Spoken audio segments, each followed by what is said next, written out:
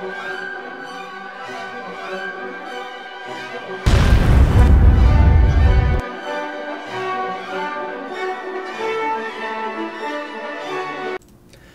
so I have to say this as a part of this. I got this game for free. Developers gave me a full press copy with access to everything. Take what I have to say with a grain of salt. Not that what I have to say is great, but just have to say that up front. Hello ladies and gentlemen, I would like to welcome you to Warhammer 40k Inquisitor-Martyr. In this game you take on the role of an Inquisitor, seeking out the information on the Martyr, a Imperial battlecruiser that was reappears from the warp after vanishing, and then re-vanishes again into the warp. This is a top-down isometric perspective game in which you face cultists, demons, minions of chaos. You're an Inquisitor and decide where to go and when, but what you do there is dictated by the game. You basically have Purge, Hunt, Burn-Combusting, and Demonic Incursion. Those are really the only type of game missions that you're going to encounter. And it does give a very good description telling you what you're going to face there. Now, I think that they do a decent job of immersion here, in that you have a command bridge and you have very well done aesthetics. And this is a multiplayer game. I can jump over here on multiplayer co-op and look for games to jump into or start a matchmaking system.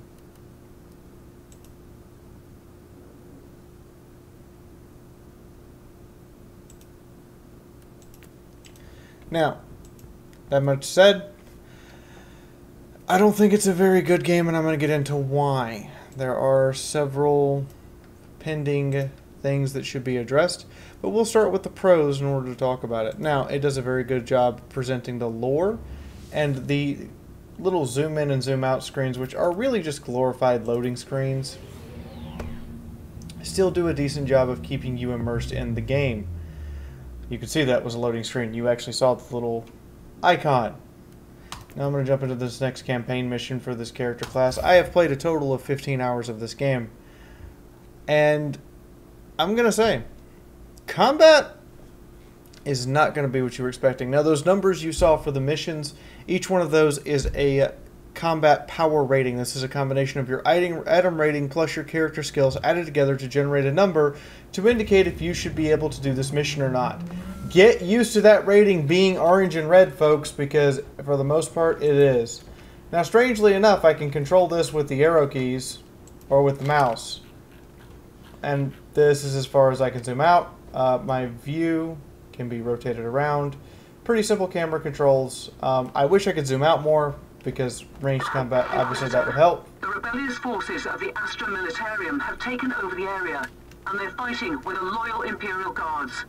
The rebels have surrounded the colony where the Magos Biologis might be holed up, and their mortars attack the Imperial fort with artillery fire. I've just walked straight into a war, haven't I? It seems like it. I'll take care of the rebel mortars first.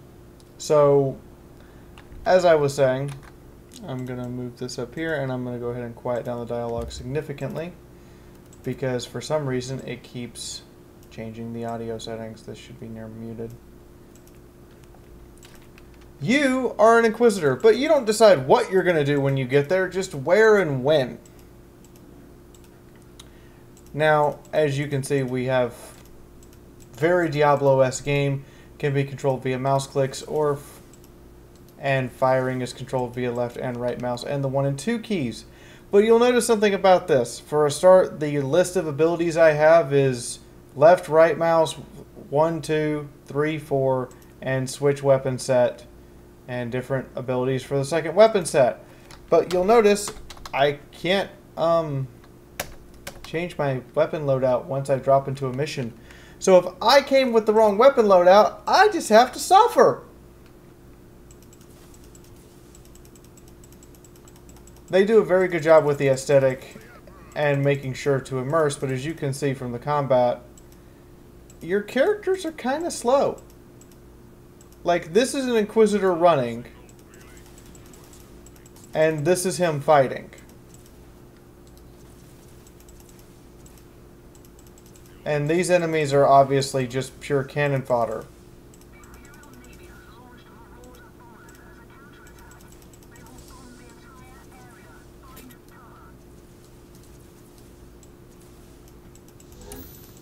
Yes, they will bomb the entire area. That area alone. I don't know why I would get warning like that. I guess from a gameplay mechanic standpoint, that's nice. You will get a combination of las guns, shotguns, slug throwers, bolters. Use this armor special ability. Your armor dictates what special ability you have available. So in the case of this heavy Crusader armor, I have a missile launcher that builds up over time. In addition to this, you will receive chainswords, chain axes, rocket launchers, and power weapons. Now, when I said combat was slow, painfully slow,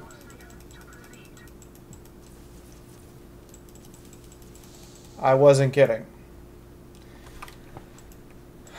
I still haven't... We've now been talking for about 3 or 4 minutes. I'm still nowhere near the next objective. I don't need to refill. And you'll also notice I've picked up no loot from those battles. No money, no items, nothing. I will go through this entire mission possibly and pick up very little. This requires a grenade. And that's just something that's different compared to Diablo, where you pick up loot constantly and are constantly trying to re-equip your soldier. In this case, that is not what you're doing. You are constantly fighting, and therefore constantly not getting anything for it. If I fail this mission, my rewards are experience, by the way. The loot I pick up is gone. At least that's what it was a week and a half ago when I was playing. This gameplay is actually being taken live right now while we're doing this review, and this review was taken on June 30th. Now, when I did say stuff was slow. This is a champion level monster, and as you can see, it's a slow fight. Now, don't get confused between... Now, a lot of the time also, the interface can be a little confusing here. You guys saw the heartbeat and saw that I was dying, and yes, I was dying. The fact of the matter is, the suppression gauge next to the health gauge oftentimes will confuse you on which one is which.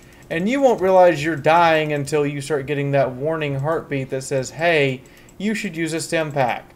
Which the stim packs heal you over time. There is my first piece of loot since we started this mission. 16 creds. Items cost in excess of 7,000 creds for decent level items for my current level. 16 credits is going to get me nothing.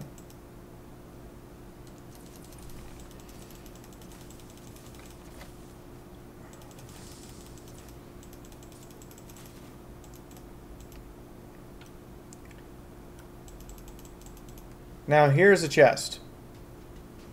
Thankfully this one did not have a protector. Never mind. Was not prepared for this, and what you're about to find out is that I can outrange the sentry guns.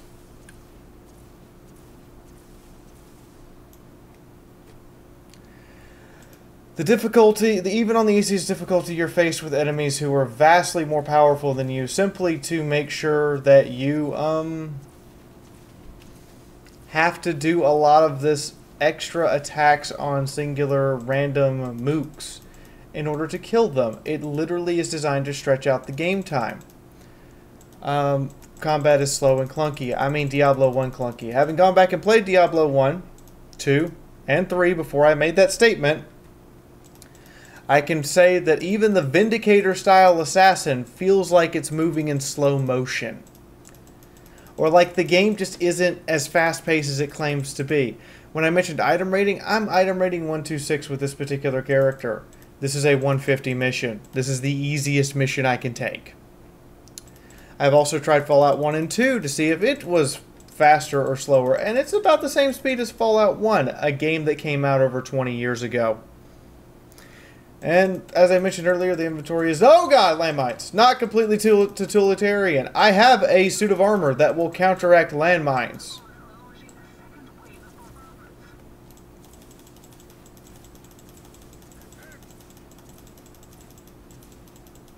As you can see, the AI is not entirely what you would call bright. And from what I can tell of the game mechanics, suppression indicates how much your armor is going to repel the damage, which is why it recharges over time. Whereas once you are completely suppressed, you're taking full damage. Now right now he has a shield raised, which will automatically reduce his damage regardless if he's suppressed or not. I'm going to switch to my chainsword and go in close.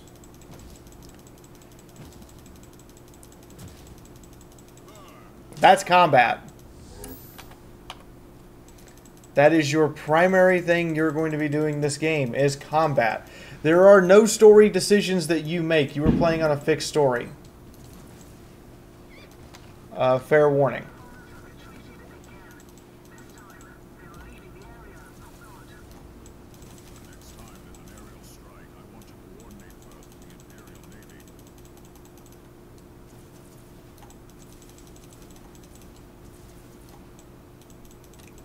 Now, there is no running. This is as fast as these characters can go. To make matters worse, there are incidents in the game where you will be doing timed missions that you have to complete certain objectives in a certain amount of time, or you lose the objective. Now, I'm also going to point this out. Every single artillery piece, AA gun, mortar, and everything is the same model. So, when you're disabling AA guns, this is what it looks like. When you're does that look like a mortar?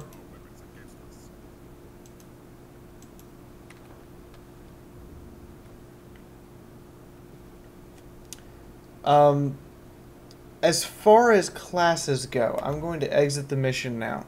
I'm not going to complete this mission. Because there's no sense in it at this point, because I won't be going back through this. As I said, enemies are constantly overleveled. Instead of the game being hard or challenging to do, everything becomes a bullet sponge, or just a sheer number of bullets to kill you, and you can't move out of the way. Now further, the game says it has 9 classes. There's really only 3. The 3 subclasses for each class simply dictate what your starting skill brackets are. You can unlock everything with each of the 3 characters. All of the characters have relatively the same voice lines, so this plays more like a JRPG than anything else, in that each of the main characters is interchangeable with another character to get through the story.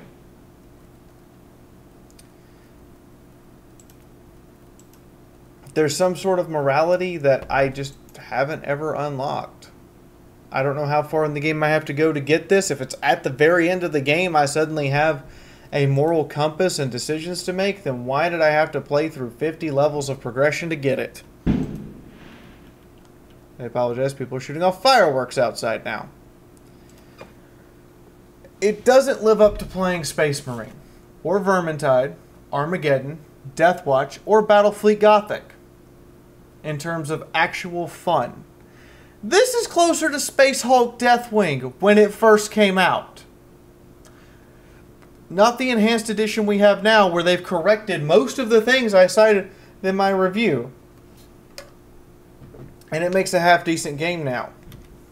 This is definitely closer to what you would expect when it first came out. Now, I'm going to get into something that may be a little sensitive for a few of you. And I completely understand. If you want to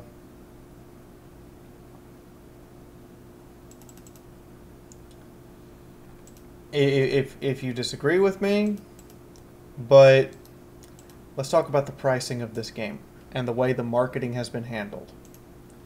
Now, here is the Steam page. It costs $45, $50 normally, so 10% off for the summer sale. Okay, I can kind of respect that. Until I go to their website. You can get it on their website for $45, and this is a Steam version of the game.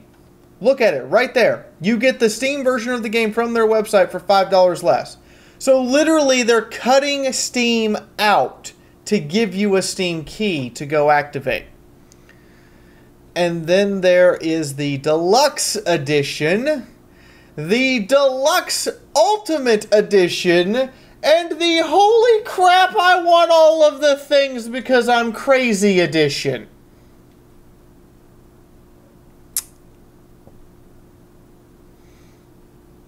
Excuse me? So for $80, you get your name in the credits, participate in various polls, which you got to do before, get your name in the credits here. So if I come here and purchase it here, I get my name in the credits for $5 less than if I go to the Steam store and buy it where most people are going to get the game for $5 more and I don't get my name in the credits. These are still available to purchase, by the way. You can buy these. I checked. So the only things I get here are an exclusive pet, which pets in this game are combat pets. This is a combat item. Digital art book and a digital soundtrack. For $300, I get a second exclusive in-game pet. Collector's Edition Ornate Box, unique t-shirt, Inquisitor's Chalice, map of the Caligar sector, and metal coins representing the Caligari credits that you get in-game. Okay. $300. It's not bad. Except for the fact it's made of resin. There has actually been a person who apparently drank out of this cup and died. Because it's a resin cup with no metal inlay, no nothing inside. And the person drank out of it and it gave them resin poisoning.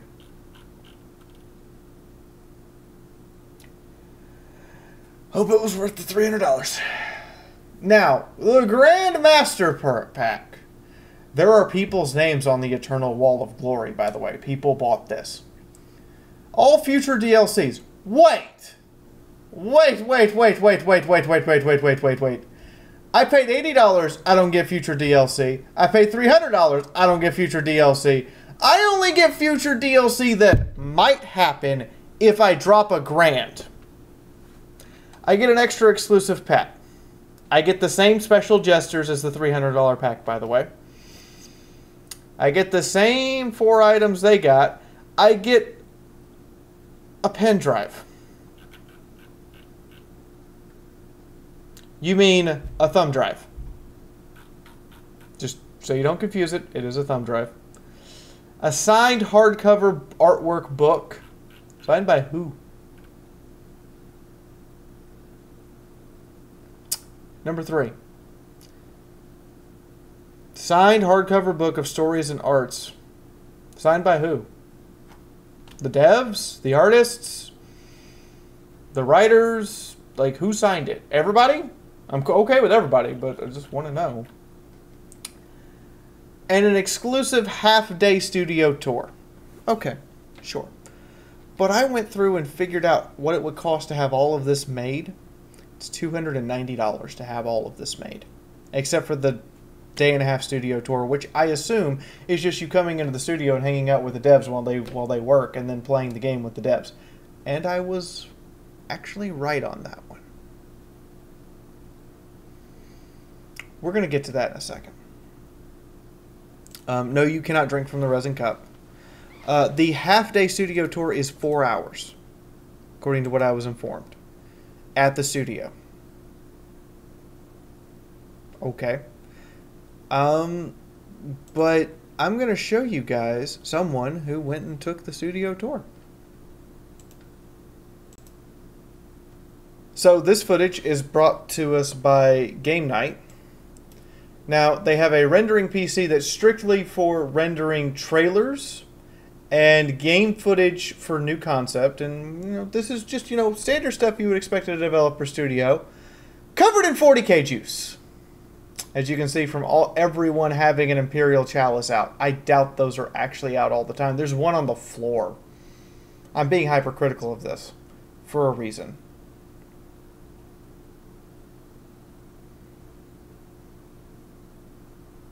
I mean, they do look amazing.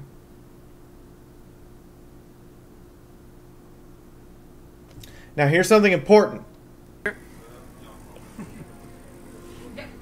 Still very tempted to take that one and use as the coffee cup. It's unhealthy. Aww. Yes, it is confirmed. Dang it! We always attach a note that please don't drink of these cups. They are just for show. So it is confirmed that they are very 40k in this regard and that they will kill you. It would be literally like ingesting resin because the heat from the coffee would slightly melt the resin and you would actually just be drinking liquid resin. They have a very nice Titan on display. It's not in the game in any way, shape, or form, but it's there. I highly doubt it's actually there all the time, or it may be there all the time. They tried to kind of put it in a corner where it's out of the way, but I totally could see someone hitting their leg on it and going, ow.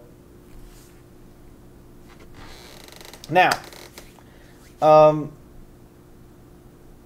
that's his entire game day tour.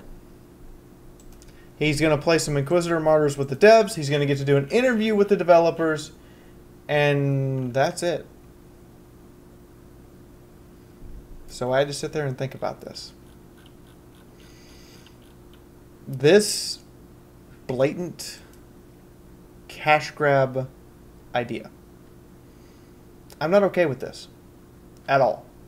This is from an indie game studio acting like a AAA studio, thinking that this is acceptable business practice, which we, the people who play the games, have made it acceptable business practice. That's fair. But it really, truly isn't. Not like this. I would have expected that there would simply be a deluxe edition. I'm okay with, say, Frontier's way of doing this, which is you can buy the base game, or for $5 more, we'll give you the first DLC for free. And the first DLC actually costs $10. So if you go ahead and buy the deluxe edition, awesome.